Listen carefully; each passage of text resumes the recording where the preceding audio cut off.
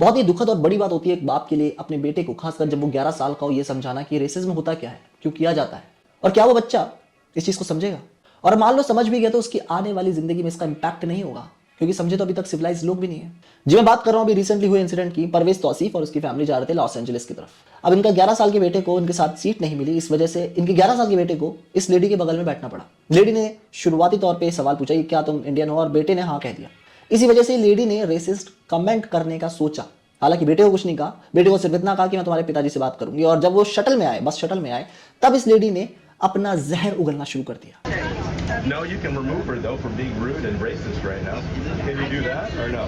It doesn't care about racist. You're racist. लेकिन ये जो जहर है ना, ये अभी नहीं आया इन लोग के अंदर। ये जो जहर है, ये सदियों पुराना जहर बैठा हुआ है। इस जहर की शुरुआत हुई थी जब गोरे हम पे राज करने आए थे। गोरे जब राज करने आए थे इंडिया पर, तब हम इंडियंस को वो बहुत ज्यादा गंदा समझते थे। क्यों? क्योंकि एक तो हम बहुत सारे करी का इस्तेमाल करते थे, और इसी वजह से हमें इंटरनेशनली बहुत ज्यादा ही ट्रोल किया जाता है। ये कहा जाता है कि हम लोग करीज हैं।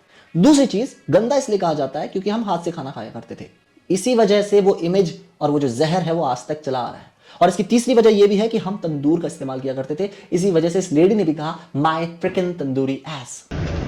Indian people are crazy. You told me to have some more curry, right? Yeah, here. Have some more curry. To record your tandoori. My tandoori.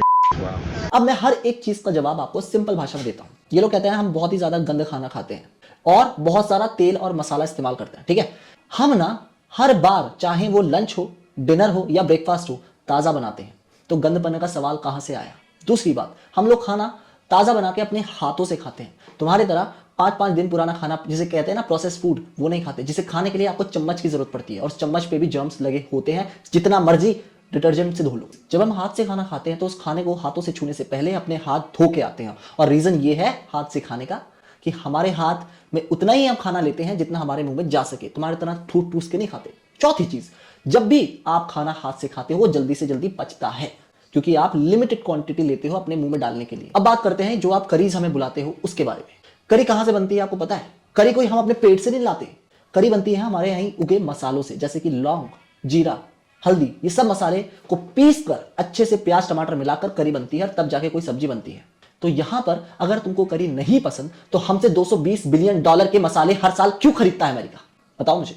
अगर तुमको करी नहीं पसंद तो क्यों तुम्हारा यूएस मार्केट 6% के CAGR से ग्रो कर रहा है? और एग्जिस्ट क्यों करता है? अगर करी नहीं पसंद तो एग्जिस्ट क्यों करता है?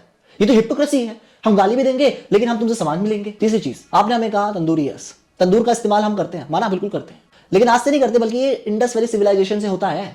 मीट को मैरिनेट किया जाता है पहले, फिर उस मैरिनेटेड मीट को तंदूर के अंदर लगाया जाता है, जिससे उसका जो नेचुरल एरोमा है वो उसके अंदर बरकरार बना रहता है, स्मोकीनेस आती है और खाने में बहुत क्रिस्पी टाइप का लगता है। इसी वजह से यही टेक्निक आपने लेकर बारबेक्यू खोल लिया अपना।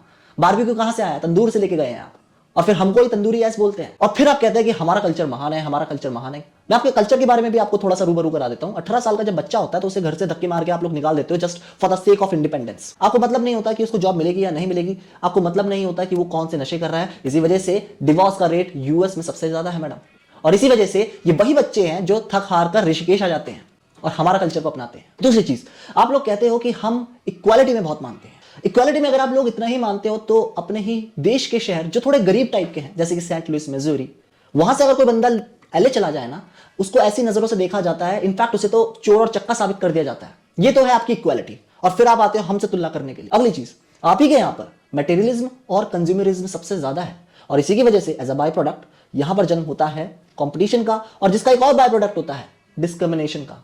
मेरे से आगे अगर कोई है तो मैं उसे नीचे नजरों से देखता हूं, जी हाँ। लेकिन हमारे यहां पर रतन टाटा जी 2200 करोड़ रुपए का दान देके चले जाते हैं, नीचा दिखाने के लिए किसी को, ताकि हमारे देश का विकास हो सके। ये फर्क है हमारे कल्चर में और आपके कल्चर में। लेकिन इन सब चीजों में हमारी भी गलती है। 9/11 के हमले के बाद बलबीर सिंह सोडी को एरिजोना में गोली मार दी जाती है और कोई भी हिंदुस्तानी आवाज नहीं उठाता। यहां पर हमारी ये भी गलती है कि हमारे क्रिकेटर से जब सवाल पूछा जाता है तो वो फोर्स्ड होते हैं इंग्लिश में जवाब देने के लिए बजाय हिंदी में। वहीं इंटरनेशनल खिलाड़ी क्रिस्टियानो रोनाल्डो, आप सभी जानते हैं कितने बड़े खिलाड़ी हैं, वो जब जवाब देते हैं वो अपनी मातृभाषा में ही देते हैं, चाहे सामने वाला कोई भी हो। हमारी गलती ये भी है कि जब भी कोई फॉरेन से सेलिब्रिटी आता है या यूट्यूबर्स उठ के आ जाते हैं तो हम उन्हें देवता समझने लगते हैं। हम अपनी सेल्फ रिस्पेक्ट छोड़कर उनके साथ रील पे रील डालने लगते हैं, बिना ये जाने कि क्या वाकई में वो हमारे लिए आए भी हैं या हमारे को बेचने आए हैं कुछ। Just like east India company, क्या जिस तरह हमने उनके साथ रील डाली, क्या उन्होंने बदले में एक भी रील आपके साथ डाली? गलती हमारी ये भी है कि भले ही हमने चंद्रयान 3 की सेफ लैंडिंग करा ली हो, जीरो का आविष्कार हमने किया हो और दुनिया की 5वीं बड़ी इकोनॉमी हम हैं, लेकिन तब भी अगर गोरा सामने आ जाए तो हम खुद को उससे नीचे ही समझते हैं। इसी वजह से, क्योंकि हम खुद को नीचे समझते हैं, तो वो क्यों ना समझे। गलती हमारी ये भी है कि हम उनके जैसी गोरी त्वचा पाना चाहते हैं ताकि हम भी उस श्रेणी में शामिल हो सके। तुम खुद को ही पहले नीचे समझते हो, इस वजह से तुम गोरा होने के लिए उस श्रेणी में जाना चाहते हो। ये है असली गलती। इसी वजह से और इसी का फायदा उठाती है फेयरनेस कंपनीज या जितने भी ये स्किन लाइटनिंग कंपनी है। तुम्हारी स्किन का कलर उनके लिए प्रोडक्ट है। जिस दिन ये बात समझ जाओगे, उस दिन से अपने आप को कभी नीचा नहीं समझोगे। ये वीडियो सिर्फ मैंने व्यूज के लिए नहीं बनाई है, ये वाकई में मेरे अंदर चीजें थी जो मुझे आपके साथ शेयर करनी थी और शायद कहीं ना कहीं मैंने किसी ना किसी तक ये बात पहुंचाई हो। जय हिंद।